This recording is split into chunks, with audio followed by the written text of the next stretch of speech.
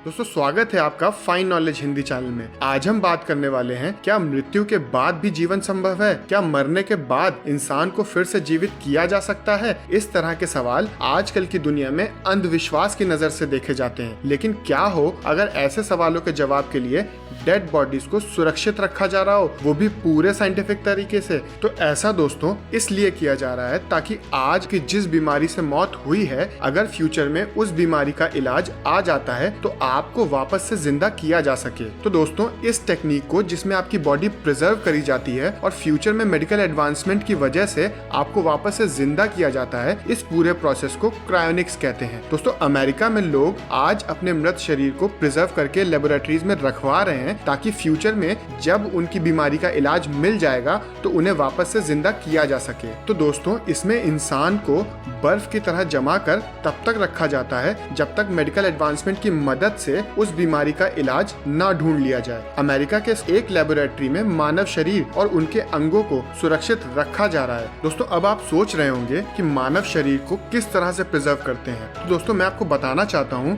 कि इसमें मानव शरीर को बर्फ की तरह जमा कर रखा जाता है और तब तक रखा जाता है जब तक उनकी होने वाली बीमारी का इलाज ना ढूंढ लिया जाए। तो दोस्तों अमेरिका की एक लेबोरेटरी में मानव शरीर और उनके अंगों को सुरक्षित रखा जा रहा है और इसके लिए ग्राहक भी कम नहीं है। तो दोस्तों ये क्रायोनिक टेक्निक अब एक रिसर्च ही नहीं रह गई, बल्कि एक बहुत ही बूमिंग इंडस्ट्री बनती चली जा रही है। तो दोस्तों इस इंडस्ट्री के लोग मानते हैं कि अगर आप क्रायोनिक पे रखे जाते हैं और आपकी बॉडी प्रिजर्व करी जाती है तो इसकी कोई गारंटी नहीं है कि भविष्य में वाकई आपको वापस पुनर्जीवित किया जा सकेगा। और इसलिए इस टेक्निक पे लोगों को डाउट भी हो रहा है और लोग इसकी आलोचना भी कर रहे हैं, क्योंकि अगर लोग मरेंगे नहीं तो फिर उनके लिए खाना और उनके रहने की जगह कहां से आएगी। लेकिन वहीं दूसरी तरफ क्रायोनिक टेक्निक पे विश्वास रखने वाले लोग बहुत ही हाई प्रोफाइल लोग हैं जो मौत के बाद के जीवन के लिए जोखिम उठाने के लिए भी तैयार हैं। तो दोस्तों इस टेक्निक में साइंटिस्ट अपना मैक्सिमम ट्राई करते हैं कि आपकी मौत के बाद आपके शरीर को जल्दी से जल्दी संरक्षित कर लिया जाए ताकि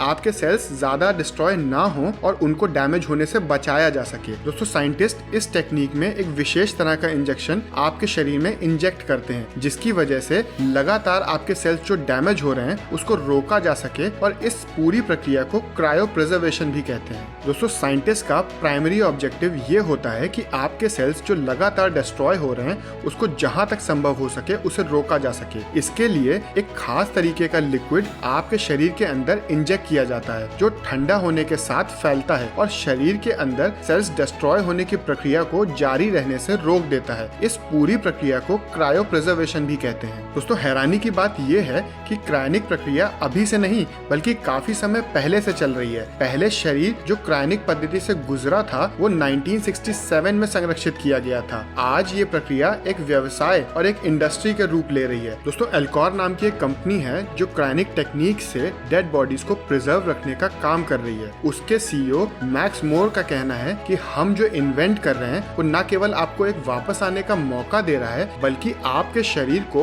अनलिमिटेड टाइम स्पैन तक फ्रीज करके रखा जा सकता है ताकि आप 1000 साल, 2000 साल, 5000 साल बाद आपके शरीर को वापस जिंदा किया जा सके। दोस्तों इस टेक्निक पर काम करने वाले साइंटिस्ट का कहना है कि साइंस की दुनिया में बहुत ही ऐसी उपलब्धियां हासिल हुई हैं जो पहले कभी भी पॉसिबल नहीं थी। 100 साल पहले हमने चांद पर जाने की बात सिर्फ एक कपोर कल्पना लगती थी, लेकिन ये संभव हो गया। ज्यादा पहले नहीं, 1950 के दशक में ही लोग मृत घोषित किए जाते थे। हमें नहीं मालूम होता था कि उनके साथ क्या करना है। अब सीपीआर से उन्हें वापस जिंदा करने का प्रयास भी होता है। इस प्रक्रिया के लिए पूरे शरीर को ही संरक्षित नहीं किया जाता बल्कि शरीर के अंग और खास तौर पे मस्तिष्क को भी संरक्षित किया जाता है। इसके अलावा भ्रूण या मृत शिशु को भी संरक्षित किया जाता है। पूरे शरीर को संरक्षित रखने की कीमत 2 लाख अमेरिकन डॉलर होती है। वहीं केवल दिमाग को संरक्षित करने के लिए $80,000 का खर्चा आता है।